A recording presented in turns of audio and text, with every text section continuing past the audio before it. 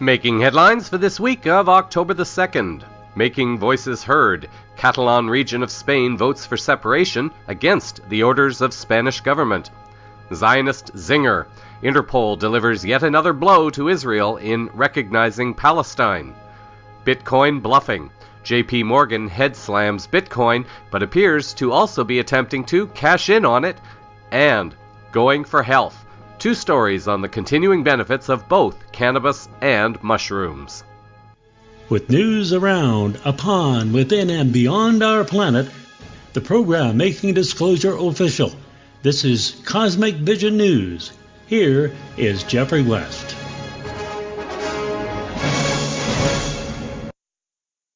Greetings and blessings to all. My apologies for a late recording of this broadcast due to a sore throat. It appears that my voice is getting back to normal, and we'll give it the best shot we can. We start first in Spain, where on Sunday the people of the Catalonia region of Spain, including the city of Barcelona, declared that roughly 90% of their population has voted with an intention of separation from Spain. Adam Gary, in an article on theduran.com, quoted a Twitter posting from the official account of the Catalan government that out of the 2,262,000 ballots that were not seized, 2,020,000 were yes votes, 176,500 were no votes, 45,500 were blank, and 20,100 were null votes, and those are approximate voting numbers rounded up or down. The London Guardian also followed the event with live updates throughout the day, including the violence by police officers. The referendum was not without its show of force from the commercial cabal-controlled government, however. A CNN article, along with other sources, noted that turnout would have been higher if not for suppression at the polls by Spanish National Police, Terrell said. Hundreds were injured Sunday as riot police raided polling stations and fired rubber bullets in a concerted attempt to block what Madrid considers an illegal referendum. Catalonia's separatist government pushed forward with the vote despite opposition from Madrid and a ruling from the country's top court declaring it illegal. In scenes that reverberated around Spain, riot police smashed their way into some polling stations and beat back voters attempting to take part in the referendum. Regional officials said more than 800 people were injured. The Spanish Interior Ministry said authorities closed 92 of about 2,300 polling stations. Catalan officials said 319 stations were closed. The government and police crackdown on voters also disrupted a football game that day in Barcelona. News.com in Australia reported the following. Football fans were also affected after Barcelona joined the protests against the Spanish government's attempt to halt Catalonia's independence vote. Fans were prevented from entering Camp Nou Stadium for the Spanish League game between Barcelona and Las Palmas. The club made the decision to play behind closed doors after its request to postpone the game was denied by the Spanish League. Barcelona said playing in an empty stadium was a way to show its discontent with the incidents in Catalonia. Barcelona ended up winning that match 3-0, which in a symbolic way could be Barcelona's way of shutting out the government forces while winning the game. The article continues with the following. Hundreds of police armed with truncheons and rubber bullets were sent in from other regions to confiscate ballots and stop the voting. An amateur video showed some officers dragging people out of polling stations by the hair, throwing some downstairs, kicking them, and pushing them to the ground. Anguished, frightened screams could be heard. What the police are doing is simply savage, said Jordi Turull, spokesman for the Catalan regional government, which backs independence. It's an international scandal. He said Spain has become the shame of Europe with its iron fist tactics. Police were acting on a judge's orders to stop the referendum, which the Spanish government had declared illegal, and Prime Minister Mariano Rajoy said going forward with the vote only served to sow divisions. RT, in an article on October 1st, reports that Catalonia is now vowing to go to international courts and calls on EU sanctions against Spain for referendum violence. The article reports the following: "We will initiate formalities to activate the mechanisms of sanctions. We think that the actions of the Spanish state that the whole world is witnessing put the image of the EU as a guarantor of democracy and human rights at risk," Catalan Minister of Foreign Affairs Raül Romeva told a news conference in Barcelona on Sunday. Catalan officials have initiated contact with various EU institutions, including the European Parliament and European Commission, along with representatives of EU member states, in order to launch measures to penalize and control Madrid, he added. The minister referred to the EU's Article 7, a law that can suspend a member state's voting rights and impose sanctions on a country believed to have fundamentally violated human rights. Having accused Spanish authorities of such violations, another Catalan government official told reporters that Madrid should be held accountable in international courts for its actions during the poll. With the increased militarization of Western police forces, people living in Western countries are beginning to see the outward manifestation of the society they have allowed to be created by not becoming informed as to how they have allowed themselves to become enslaved while not taking practical, informed, and peaceful decisions to make changes. What is now being witnessed in Spain is similar, although not exact, of course, to what happened in Ukraine after Crimea voted overwhelmingly to separate from Ukraine and reunite with Russia. Just to jump to this issue for a moment, an article on the RT website on September 22nd reported on this issue to a degree. People may recall a young female, Natalia Poklonskaya, who agreed to become the Crimea region's chief prosecutor until October of 2016, when she agreed to serve in the Russian parliament. In this article, RT reported that Russian MP and former chief prosecutor of Crimea, Natalia Poklonskaya, has said she is ready to testify in court on the events of 2013-2014 in Ukraine, which she called the assassination of the country by its current leaders. Poklonskaya was commenting in Moscow on the ruling of a Kiev court that allowed Ukrainian prosecutors to continue her trial in absentia. She was quoted as saying that, "In other words, they want to try me without my presence," she told reporters. "The investigation into my case is being conducted in utmost secrecy and silence because it is not in the interests of Ukrainian authorities and prosecutors. Still, I want to testify, and I want to participate in the questioning of those high-placed Ukrainian officials who are complicit in the tragic events of 2013-14. Poklonskaya then mentioned a list of officials she deemed guilty, including current Ukrainian President Petro Poroshenko, former Prime Minister Arseniy Yatsenyuk, and Mayor of Kiev Vitaly Klitschko. Due to the fact that back then I was an acting chief prosecutor in the main process directorate of the Ukraine Prosecutor General's office, I know a lot about this coup, about the assassination of Ukraine by the current leaders of this destroyed country," she said. The real objective of the Ukrainian Prosecutor General's office is the concealment of their own failures and crimes of Ukrainian leaders.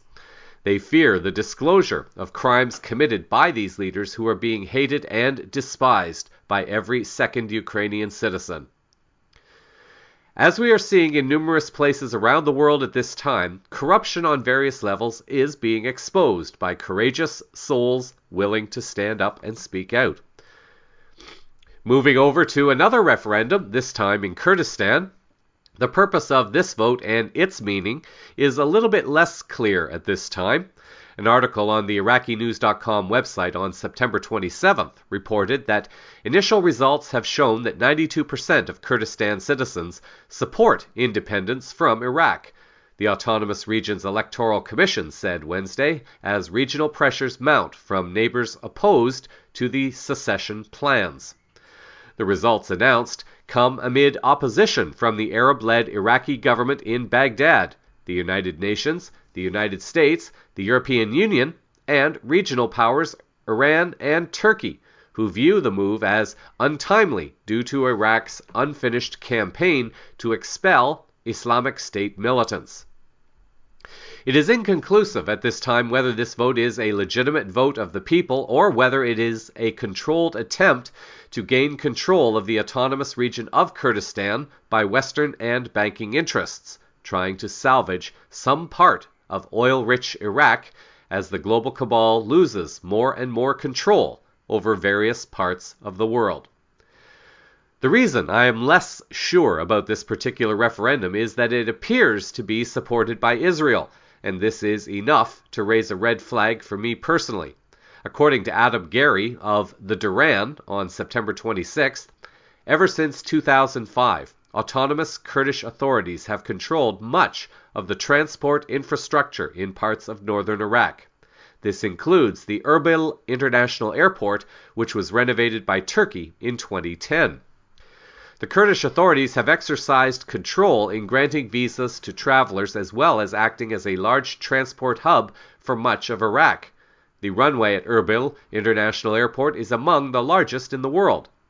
However, due to Turkey and Iran closing the airspace over the region in an effective no-fly zone, one of which is supported by Baghdad, traffic has ground to a halt. Today, the Iraqi government handed an ultimatum to the secessionist leaders in Erbil, demanding that they transfer all airports and transport hubs back to the central government in Baghdad. Meanwhile, President Erdogan of Turkey has issued stern warnings to the secessionists to roll back their planned drive for independence. Erdogan has also slammed Israel for being the only country in the world to come out in favor of Kurdish separatism, telling Kurds, Israeli flags won't save you from the planned Turkish embargo against the region. The German election was also recently held, and I will not spend much time, if any, on this, except to say that although Angela Merkel was again elected in a fourth term, the results also showed a growing drop in support for her and her party. A London Express article by John Rogers on September the 2nd summed up the growing discontent for the German Chancellor, focusing on particular messages from the leader of the Left Party, Sarah Wagenknecht, who has been featured on this newscast in the past as a strong voice in calling out the US and the German governments and also the fiat currency financial system. How this will play out in the longer term in Germany remains to be seen, especially as pressure continues to build in countries such as Spain. One other possible fire to keep an eye on is in Ireland.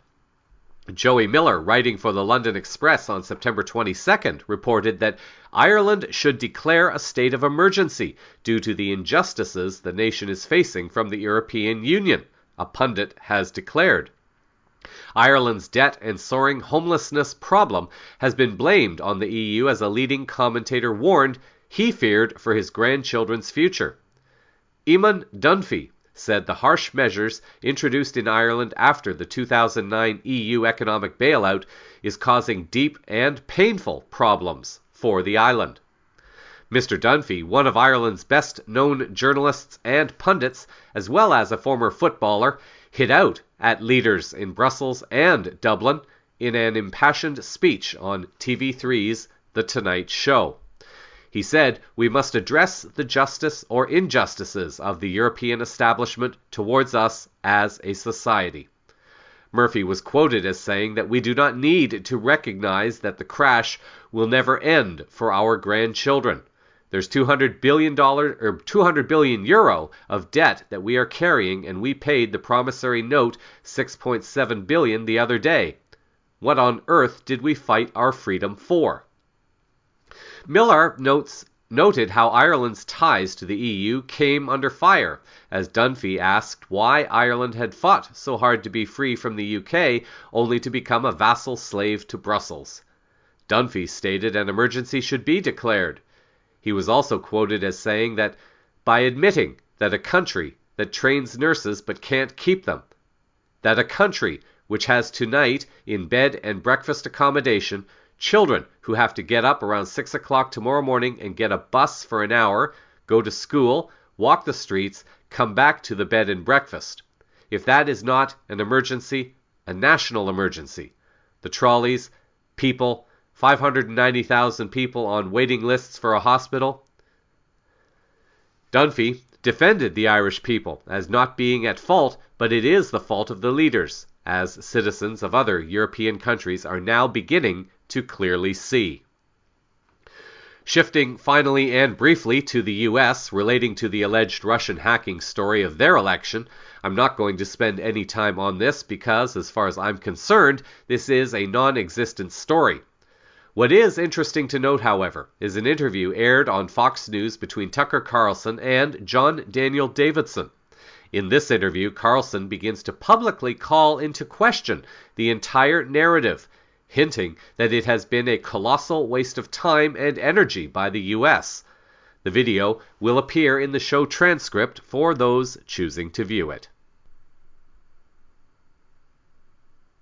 In other geopolitical news, it is being reported this week that Israel has been dealt yet another blow to its Zionist agenda, including by several sources within Israel. Interpol, the international police organization, had its recent General Assembly in Beijing, China, and this may be a subtle hint to the growing influence of Asia on Interpol as well. According to the Interpol website, the Interpol General Assembly has voted to admit the State of Palestine and the Solomon Islands as new member countries. The membership of the world policing body now totals 192.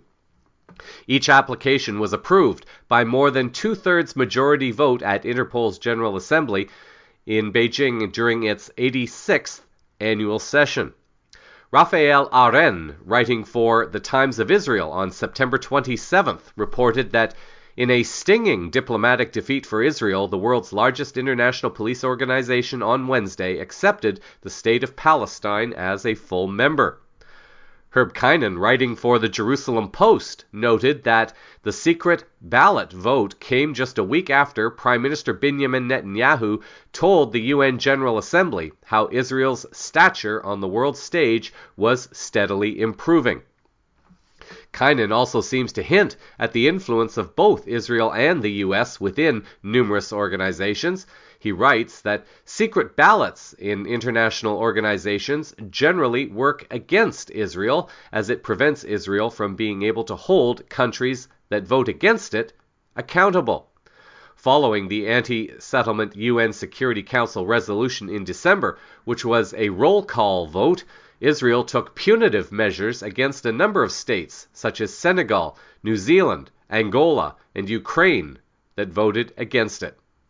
Kynan continues, the U.S., however, has a degree of leverage on international organizations under the UN umbrellas, such as the WTO, the World Trade Organization, that it doesn't have with international organizations that are independent of the UN.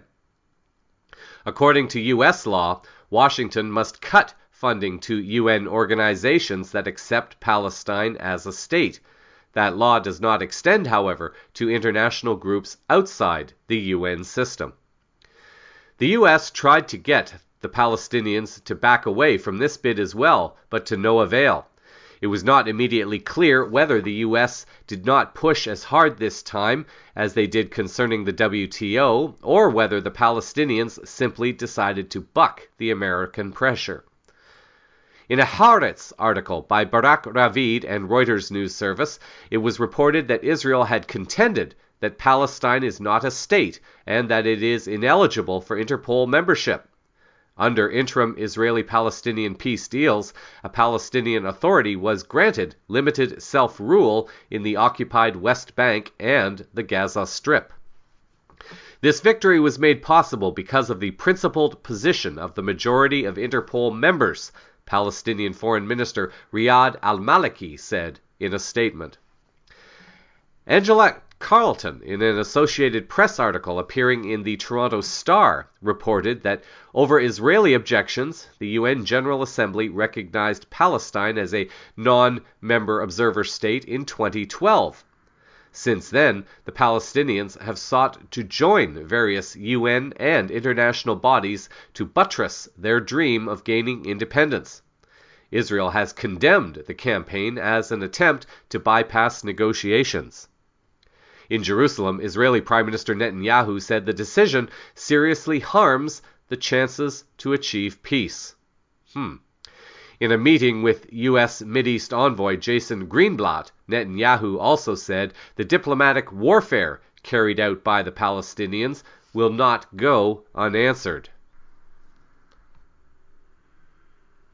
In financial news, an interesting, if not confusing, game appears to be going on with cryptocurrencies and Bitcoin in particular, as the altcoin markets continue to have a major impact on how the future global economy may look. Of course, as I have mentioned previously, this also has to do with the technology behind the blockchain itself, which I tried to explain in more detail last week. I'm still trying to make sense of all that is happening, but it appears that in Asia, a movement is on to regulate the Bitcoin exchanges. Western media seem to be interpreting this as a crackdown on Bitcoin, but this does not appear to be the case. If I am correct, and I'm not saying I am yet, but if I am correct, the Chinese movement towards regulating ICOs and altcoins may be similar to how China and Russia set up stricter border controls around their countries to prevent or at least minimize the infiltration into their countries by corrupted Western interests. As followers of Bitcoin have noticed recently, the price staggered during the Chinese clampdown. It is believed, again, if I am correct, it is believed that this pushed out the corrupted interests, forcing them to seek out exchanges in other countries that have not yet regulated. Japan is currently one of the leading countries working on setting up a legal structure to govern the use of altcoins.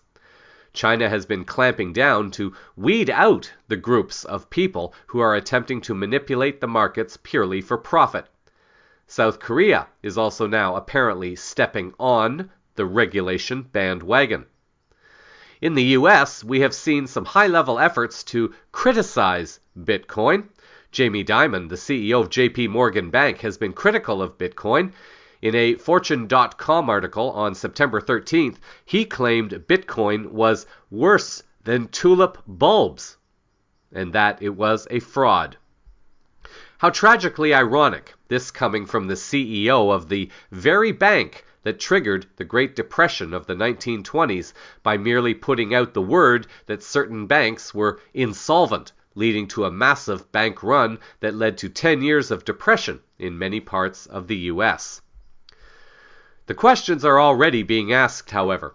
An article on the CryptoCoinsNews.com website from September 21st asked if Dimon had an ulterior motive in trashing Bitcoin. The article then reports that Florian Schweitzer, managing partner for a Bitcoin market trading firm, has filed a complaint with a Swedish regulator against JP Morgan's chief executive for calling Bitcoin a fraud a week ago after learning JP Morgan began buying into a Bitcoin tracker fund shortly after Dimon made his comments, according to Quartz. Schweitzer's firm, London, UK-based Blocks Water, trades around $25 million per month. Schweitzer has asked the Swedish regulator to investigate Dimon. Dimon criticized Bitcoin at a banking conference in New York, telling CNBC that Bitcoin is just not a real thing, as if a fiat currency is, and eventually it will be closed. He also claimed he would fire any JP Morgan trader engaging in Bitcoin activity. Days after Dimon made his comments, JP Morgan became one of the most active buyers of Bitcoin XBT, a Bitcoin tracker fund listed on the Nasdaq Nordic in Stockholm, Sweden. The fund allows buyers to hold Bitcoin without having to worry about how to securely store it. The fact that Sweden is involved in this is also of interest because Sweden is currently racing towards being the first cashless society in the world. Diamond is going to have egg on his face because it is becoming more than abundantly clear that the world is rapidly embracing blockchain technology, which is decentralized, and thus perhaps why he is against it. Bitcoin is being more actively promoted and accepted in Asia, and it is growing around the world as more countries begin to accept that the global hegemony, formerly controlled by the US and its allies, is coming to a quick end. The fact that he is now getting exposed as buying into it just further humiliates him, erodes trust in the mainstream system, and gives greater confidence and trust to Bitcoin and possibly one or two other altcoins as they get more established. Even the head of the Philadelphia Fed Reserve has gone on record as saying that Bitcoin has little chance of affecting monetary policy. This was reported on September 30th. The mainstream media gave attention to people like them, or gives attention to people like them, and their words have such an impact, and then they are able to lower the price of Bitcoin and buy in at a lower price. It is all part of the Western banking scam. There was, however, a harsh criticism to Diamond's comments coming from Macquarie's head of Asia-Pacific Equity Strategy, Victor Schvetz. According to a Zero Hedge article on September 28th, Schvetz said that when a number of financial executives recently described Bitcoin as a fraud akin to the tulip mania, it exhibited their apparent lack of appreciation of fundamental shifts that are altering global monetary and financial patterns. If one describes Bitcoin as a fraud, how would one describe a financial cloud that is at least 4 to 5 times larger than the underlying economies? It is unlikely that US 400 trillion plus of financial instruments circulating around the world would ever be repaid, and now most are backed by assets that are already either worthless or diminishing in value. The world seems to be catching on to the scams, however, because a Zero Hedge article on October 1st notes that Bitcoin just topped $4,400 for the first time in over 3 weeks and has now erased all of the plunge losses from Jamie Dimon's It's a Fraud and China's shuttering of all local exchanges. It didn't take long for the world of cryptocurrencies to shrug off Dimon's self-righteous denigration of the decentralized currency that could directly disrupt his cash cow businesses. And furthermore, as the South China Morning Post reports, China's Bitcoin market is alive and well as traders defy crackdown. Marshall Swat, founder of CoinSetter, a Bitcoin exchange acquired by Kraken in 2016, was quoted as saying that the fact that Bitcoin is still being traded is an indication that China is not looking to eliminate them, but reposition things in a way to have better control over them. Even the head of the International Monetary Fund, Christine Lagarde, is giving advice to not ignore cryptocurrencies. In a CoinDesk article from September 29th, it is written that the head of the International Monetary Fund believes that cryptocurrencies may give traditional government-issued ones a run for their money. Speaking at a conference in London, Lagarde told attendees that she thinks it may not be wise to dismiss virtual currencies. Notably, she outlined possible scenarios in which a country, particularly those with weak institutions and unstable national currencies, might actually embrace one more directly. Lagarde was herself quoted as saying that, in many ways, virtual currencies might just give existing currencies and monetary policy a run for their money. The best response by central bankers is to continue running effective monetary policy while being open to fresh ideas and new demands as economies evolve. Lagarde has also come out in favor of financial applications of blockchain, something that the IMF is apparently looking into itself. Perhaps a bit of an irony here is that the CoinDesk article from January of 2016 that reported the IMF as stating that regulation should preserve the benefits of digital currency is the same thing that China appears to be doing now, ahead of Western interests. Ironically also, Lagarde stated in a June 22nd article, earlier this year that the distributed ledger technology, or DLT, could help to end global terror. Observe the irony in this quote by Lagarde in the same article. She stated that, of course, fintech is a double-edged sword. It can be used to promote and fund terrorism, including through the anonymity of virtual currencies. But it can also be a powerful tool to strengthen our defenses against the financing of terrorism. This technology is less vulnerable to a single point of failure and could prove resilient to cyber attacks because the ledger, or the record of transactions, exists in multiple copies. Of course, we all know the criminality and terror associated with the fiat currency system. The U.S. and arguably most, if not all, of its remaining allies are continuing to find themselves on the short end of an increasingly shorter stick. The movement towards a different global economy continues to highlight this shift, even while geopolitical events seek to distract the general public from seeing what is going on. An article by Max Slavo, appearing on Zero Hedge on September 22nd, has reported that global strategist Marin Katusa is in the New York Times best-selling author of The Colder War, which details the geopolitical power shift that threatens the global dominance of the United States.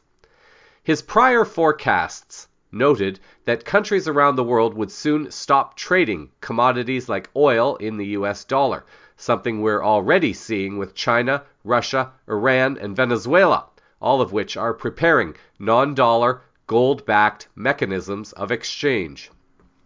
Unless something else happens, which it may, in some as yet unknown way, Katusa is seeing a continuing weakening of the US dollar and a massive capital flight as more money moves to the east. Katusa is quoted as saying that, "I think we'll have a near-term bounce on the US dollar, then it's going to be very weak, and then it's going to go much, much lower, with China and Russia working together to de-dollarize the US dollar, starting with oil, which is the biggest market, and then all the other commodities. You're going to start seeing a massive unwind of these US dollars in the emerging markets.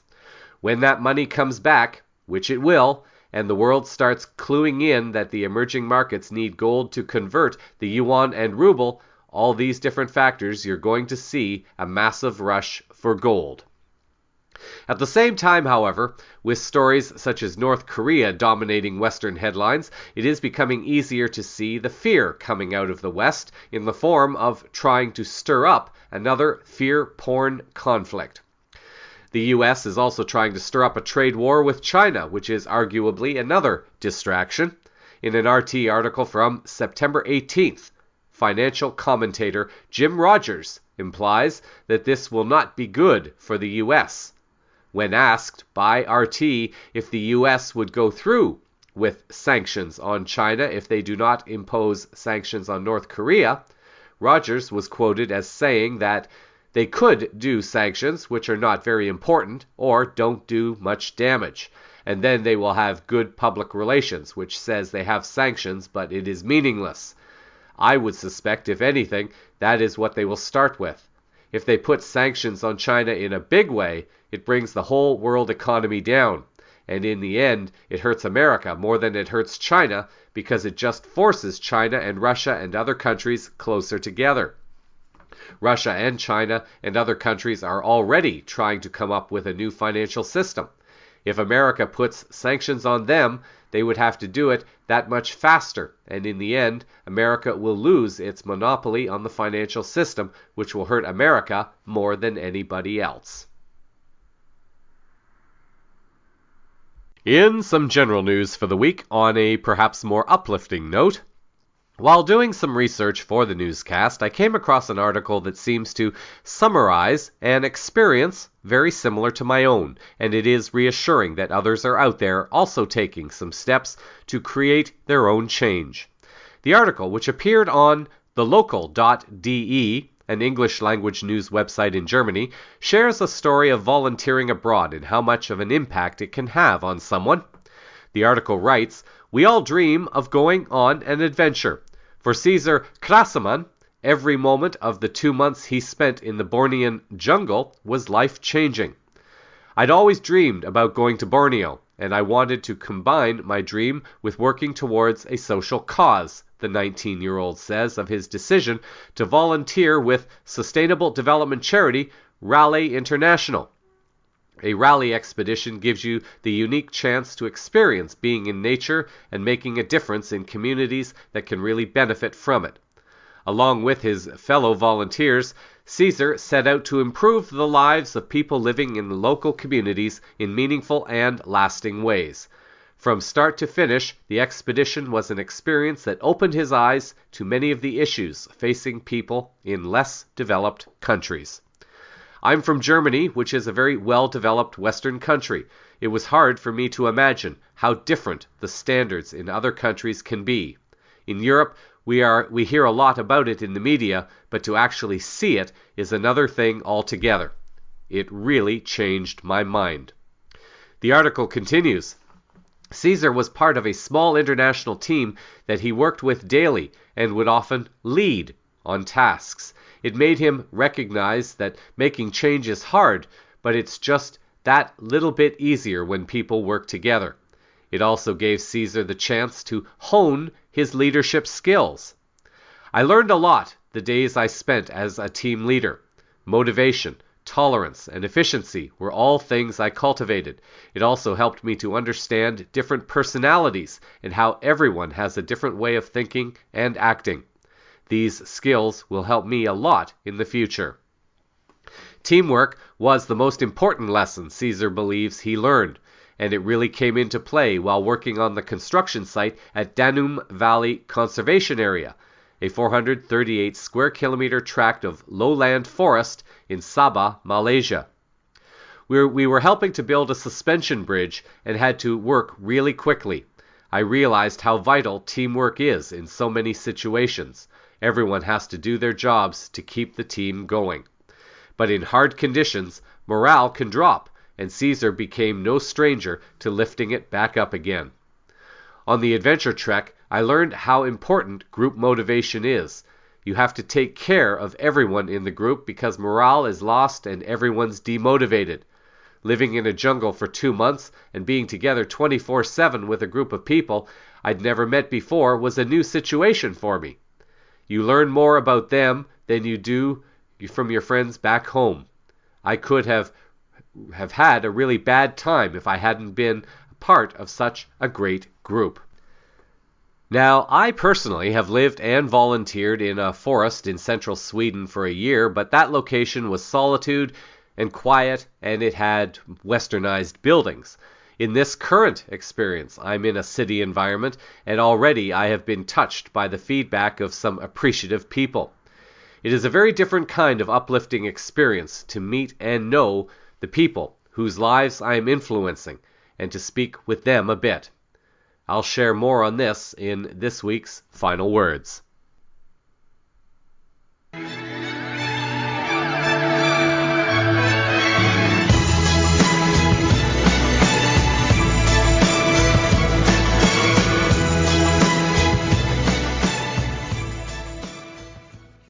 Over to a quick science and tech story. RT has reported on September 27th the collaboration between Russia and the U.S.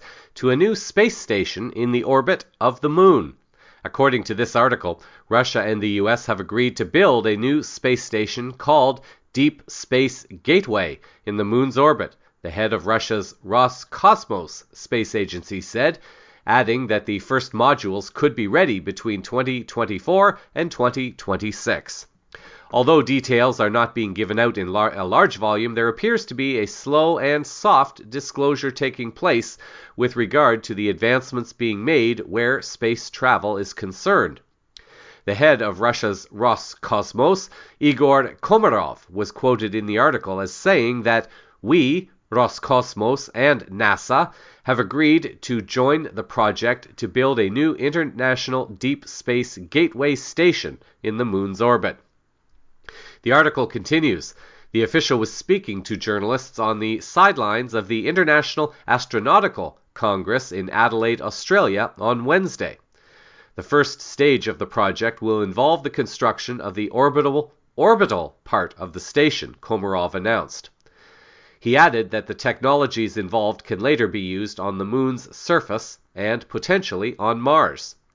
The project is also open for other states to join, including China, India, Brazil, and South Africa, Komarov announced, adding that the various sides discussed their potential contributions to the project.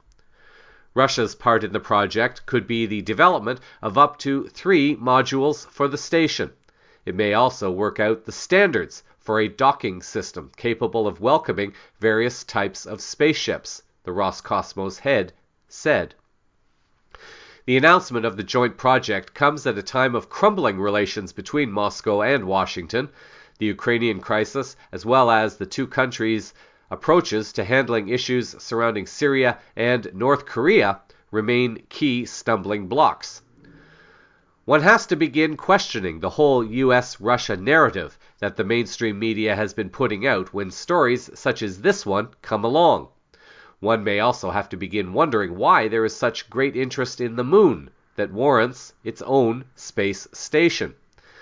The article does note, however, that space exploration, including joint missions on the International Space Station, appears to be one area where Moscow and Washington have mutual understanding.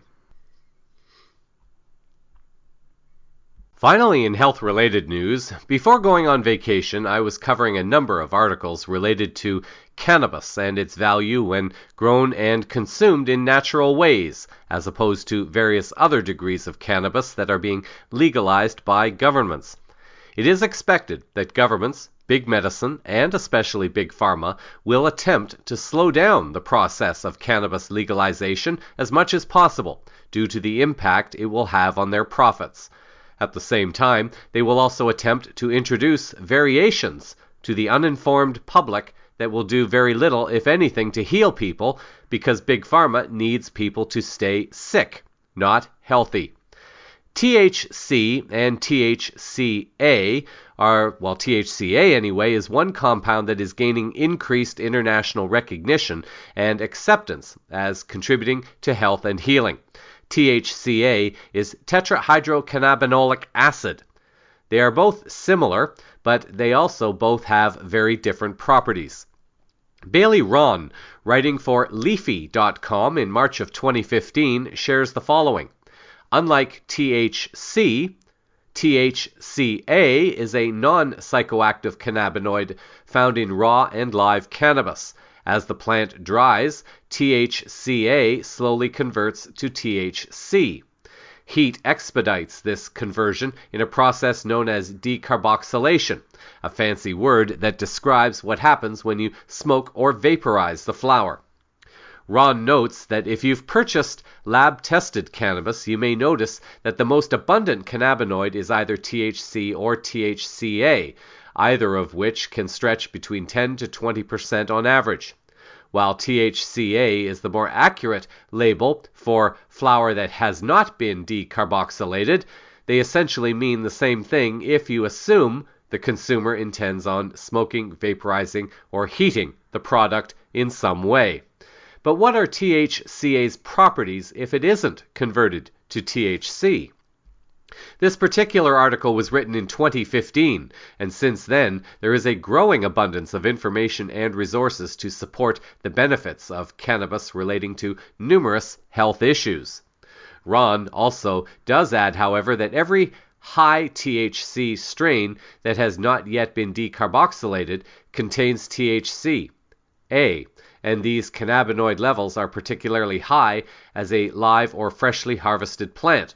For this reason, raw cannabis plants are popularly juiced for their THCA benefits. There are generally 3 types of cannabis plant: indica, sativa, and also what is called a hybrid. An article on the wisetoast.com website by Lorraine Couturier offers an explanation to better understand these differences. According to this article, there are 3 distinct types of marijuana leaves, and they sit among 3 different categories: sativa, indica, and hybrid. The plants of Cannabis indica and Cannabis sativa have been around since the 18th century, with Cannabis hybrid as a new introduction. Hybrid indicates the mixing of seeds from different geographic locations around the world. The article explains that the origin is believed to come from the Hindu Kush region close to Afghanistan. Anyone who knows anything about marijuana knows that Kush is really strong weed. In this area of Afghanistan, the strain developed thick coats of resin as a means of protecting themselves due to the harsh climate. Characteristics of indica include flowering, time, yields, geography of where seeds came from, and various flavors. Some of the epic names given to the top flavors include Purple Haze, Granddaddy Purple, and Northern Lights.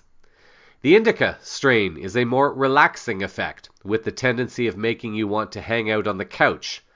I sometimes wonder if the gaming companies are in cahoots with the marijuana industry, as they seem to go hand in hand. Couturier continues, the sativas strain alternatively has energizing effects, which is why they're often used for morning or afternoon use.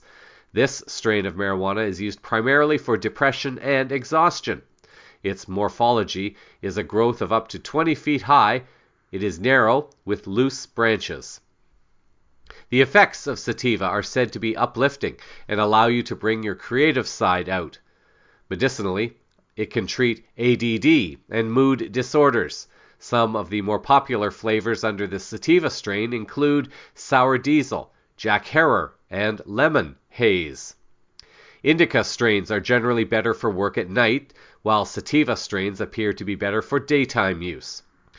Regarding hybrids, the article explains that there are many variables for the two ancient strains, which is where hybrid comes in. The seeds of many geographical areas are cross-germinated to balance marijuana with both strains. This offers the marijuana user a balance between the two, so you get the best of both worlds. For those who are wanting to grow their own, research will be necessary to better determine which strain will deliver the best combination of THC and CBD that one is seeking to achieve. As well, it is worth paying attention to what your particular plants will need as far as nutrition goes and when to give it to the plant so that the plant can best serve you. An article appearing on Leafy.com on September 29th offers information on a feed chart. According to the article, feed charts are specific recommendations and guidelines provided by nutrient companies to help farmers achieve the healthiest and best crop possible. How and when a nutrient is introduced will trigger responses from the plant, and feed charts can help you understand what products you need to use and when they should be applied. This knowledge is particularly important in hydroponic gardens where you have complete control over nutrients. Cannabis can be fed varying amounts of nutrient concentrations depending on the strain, stage of growth, and environment. Introducing too many or too few nutrients to a cannabis plant can cause great harm to your garden. This is where feed charts come in handy. They provide specific instructions indicating when and where nutrient products should be applied. The article offers much more in-depth information for those who are interested in growing their own, and the link in the show transcript will be there for those seeking to learn more. One other source for healing that is gaining increased attention is the use of psilocybin mushrooms. An article on the How to Use Psychedelics website shares that psychedelic mushrooms containing psilocybin are one of the oldest and safest traditional medicines and have been used for centuries in many countries around the world. The therapeutic and spiritual uses of mushrooms are what make it such an important tool for growth and healing. Over 200 species of mushrooms containing psilocybin and psilocin are known, growing naturally in many parts of the world. Mushrooms are non-addictive and become less active with repeated short-term use. They do not have any overdose risk. Many experts consider them among the safest psychoactive compounds available, safer than tobacco, alcohol, and antidepressants.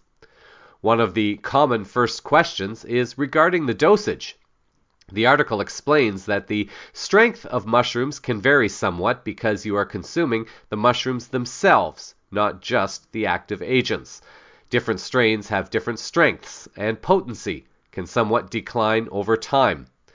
The most common variety of mushroom available is Psilocybin cubensis, which is a fairly strong strain. A typical dose of recently dried Psilocybin cubensis mushrooms is about 3.5 grams, or 1/8 of an ounce. The article outlines a series of 9 steps for maximizing one's experience with mushrooms. According to the article, Step 1. Set aside about 4 to 5 hours for the entire process. Step 2. Ensure that the correct or desired dosage is ready. This article suggests that it is possible to boil the mushrooms and drink the water to get the effects, although one can just as easily eat the mushrooms, although the taste may be a bit bitter for some. 3. Eat or drink the dosage. Step 4.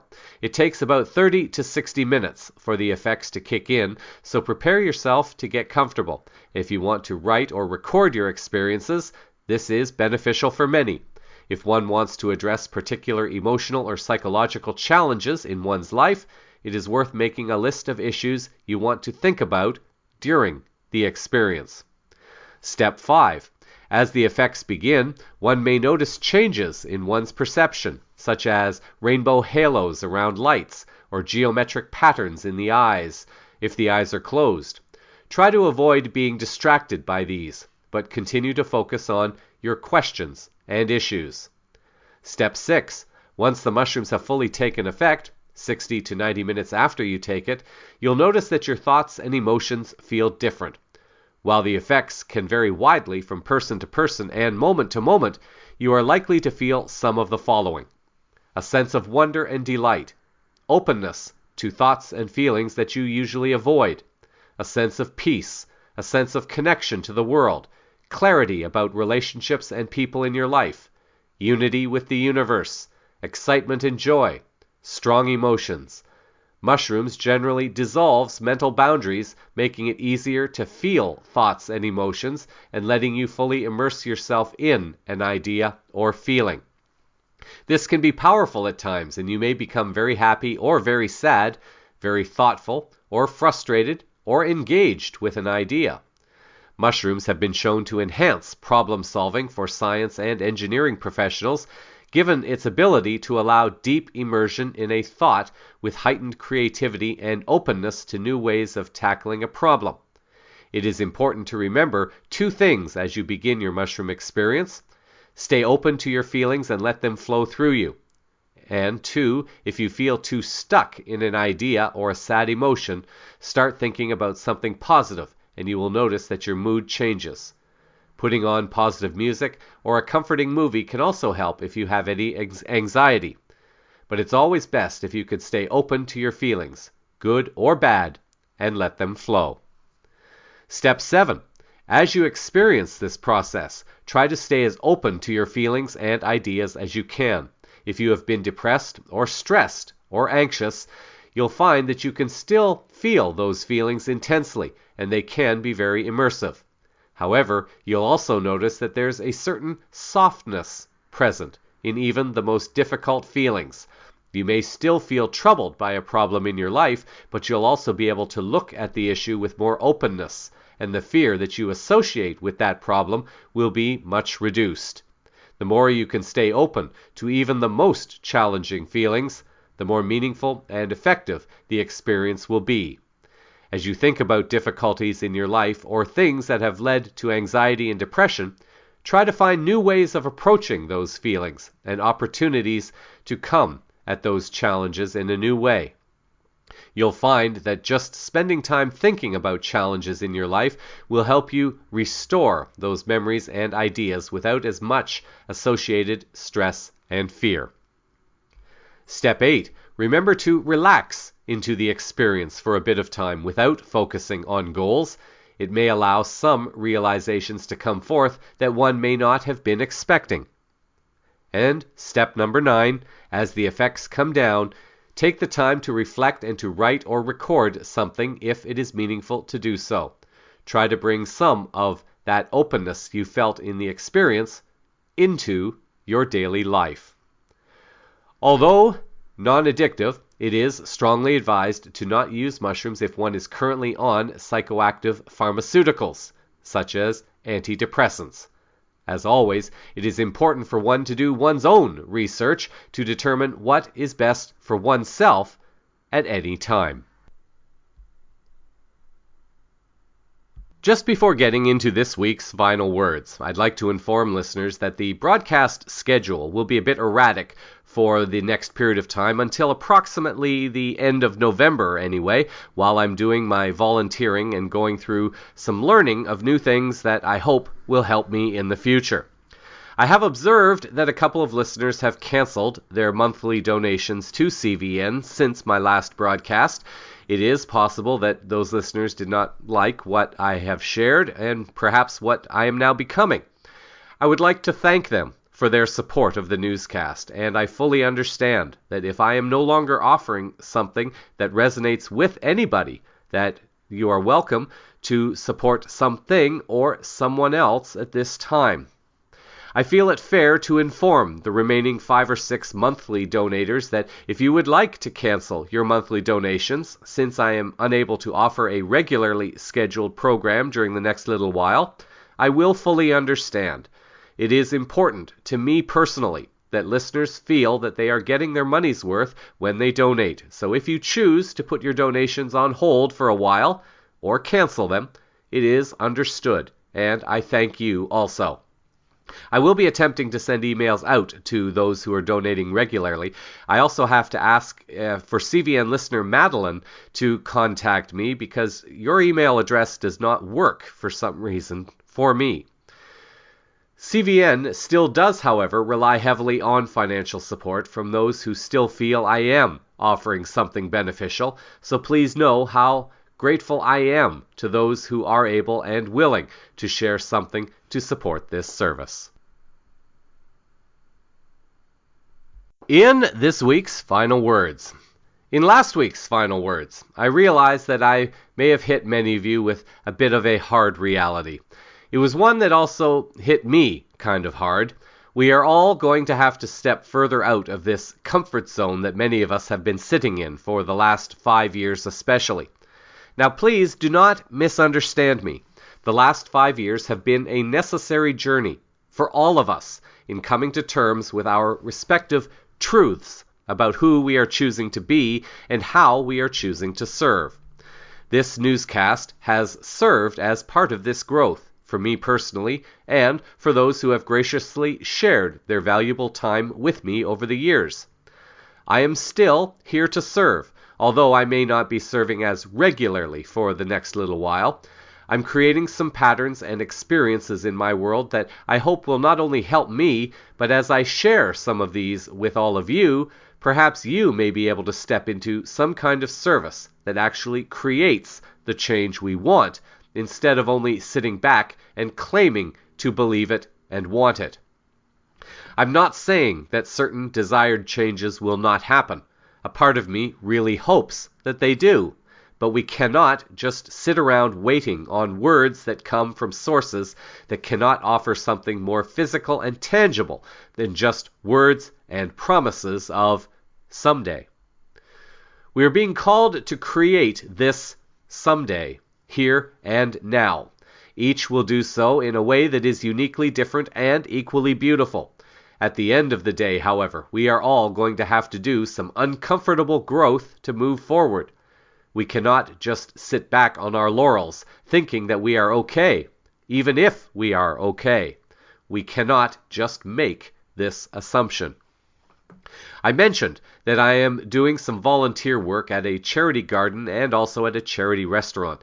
Here are a few things I've begun to observe and also learn during the last few weeks. The Charity Garden, located in the suburb of Preston at the Bell Street Metro Station in Melbourne, is a wonderful small plot of land that has been under the loving care of two beautiful souls, Taylor and Tao, while getting some support from a few who pass through. This garden is a smaller project of the charity restaurant Lentils as Anything. The charity restaurant, Lentil as Anything, is the brainchild of Shanaka Fernando, a native of Sri Lanka. He had a vision to offer healthy, free food and receive donations from people who ate the food at several locations around the city of Melbourne. It would operate as a pay-as-you-feel principle. Fernando doesn't own a house, nor does he own a car. He believes that money cannot buy happiness, but that food can help unite humanity, and healthy food can unite humanity in a healthier way. His father did not completely agree with his vision, preferring instead that his son serve the people in his own country. His father felt that the vision would not work in a Western country. As it turned out, both were right and wrong. Shanaka Fernando was able to make the project a success, but it also came with the abuses that his father warned of. Having now done some volunteering at 2 different locations, I am observing how poor people, lower class people, and even middle class people are showing up to receive food, and many walk away without making any kind of contribution at all. In the short time I have worked there, I have met some beautiful souls, some of whom are being paid salaries, and many of whom are volunteering, and in exchange can receive meals for their service. The meals are very healthy vegetarian and vegan recipes. Many are putting in very long hours over many days just because their hearts are so full, despite not receiving payments, but their energy levels are drained. Yet, they continue to serve.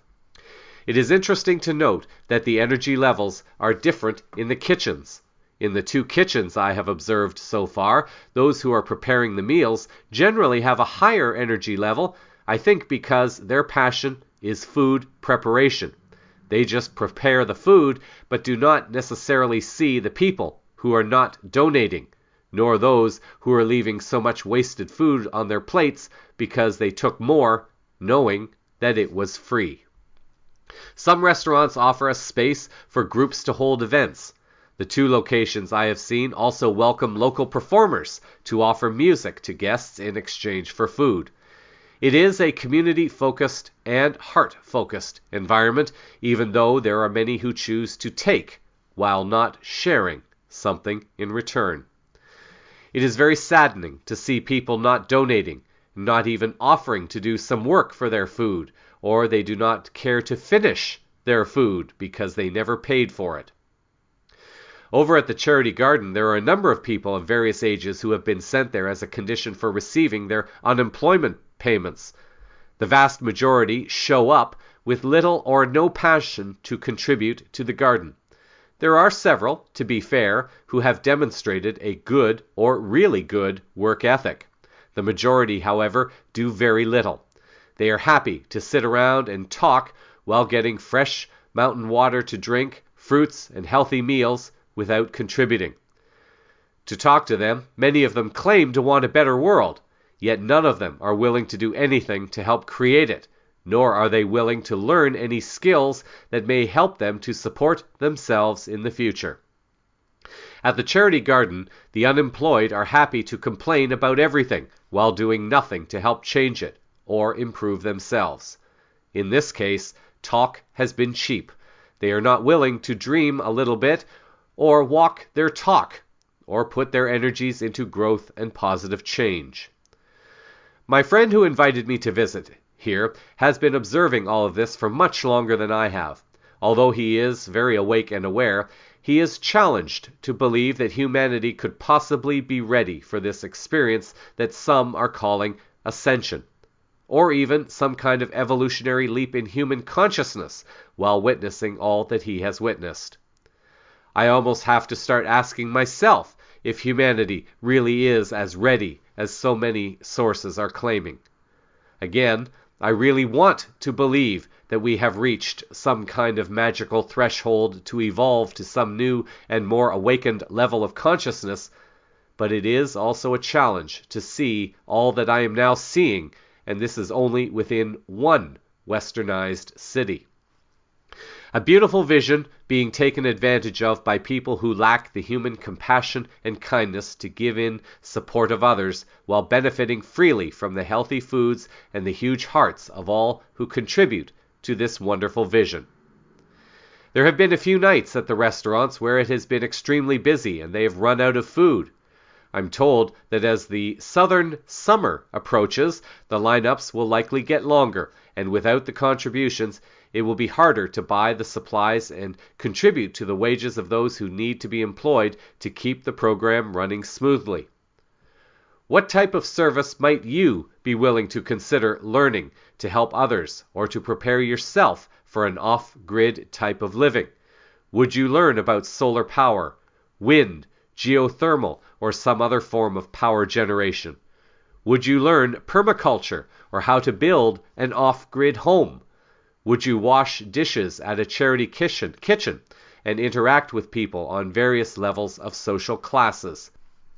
One recent night, I sat on the train to go visit a Norwegian friend who is married to an Australian man.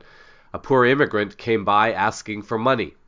Although I do try to give change to many people, I chose not to offer any in this case. I observed an older man who had purchased a number of vinyl records for his music collection. He was a bit aggressive towards the poor soul, and then he complained about this soul to those sitting around him after this soul had left. I felt ashamed that I did not say anything to this man as I got off the train. Perhaps I should have said something to him, but in that moment I did not stand up and become a voice for those who do not have a voice. In the Asian cultures, everyone does everything at a very fast pace, much faster than people in the West.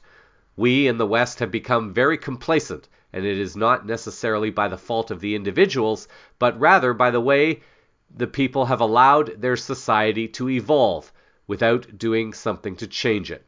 Most have resigned themselves to just existing day to day, week to week, year to year, happy to complain about what is wrong, but not willing to do anything practical to make a difference. We so-called light servers perhaps need more experience in serving those less fortunate and learning how to see the divine creator in ways that we have been conditioned not to see or accept. We see examples of it worldwide.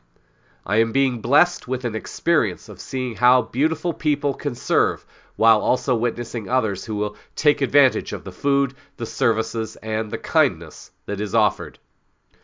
What is key about all this is that someone had a vision to start something, and he has done fundraising that secures the salaries of those who need to be paid while relying on donations to cover the day-to-day operations and supplies. Shanaka Fernando came to a new country, brought a vision, and made it happen, and this is often what those in immigrant communities do, just to survive the cruel harshness of the Western debt-based fiat currency system that has harmed and enslaved people worldwide. This week, I salute those who give their all to the Lentil as Anything restaurants and those who bring their loving energies to the Urban Garden Collective in Melbourne. Thank you and all blessings to each of you for your commitment to humanity and our planet. I especially give a big thank you to the beautiful people in the kitchens at these restaurants, for it is in the kitchens where the magic begins to happen. In the show transcript this week for the final words, I will include links to a few videos that outline and describe the vision for Lentil as Anything, including a video by Shanaka Fernando speaking at a TEDx event in Melbourne. Create a wonderful week until our next Moment of Now. So that is a sample of the unfolding higher consciousness news around the world this week. Cosmic Vision News is broadcast weekly, and a transcript of this broadcast with all supporting links are published on the CosmicVisionNews.com website. CVN can be followed on numerous social websites, including Minds, Unseen, LinkedIn, YouTube, Facebook, and Twitter. Thank you for sharing your time with me. I'm Jeffrey West, reminding you that your actions show what your heart is made of. Until our next Moment of Now, may you be guided and protected in your service to humanity and our planet. Namaste.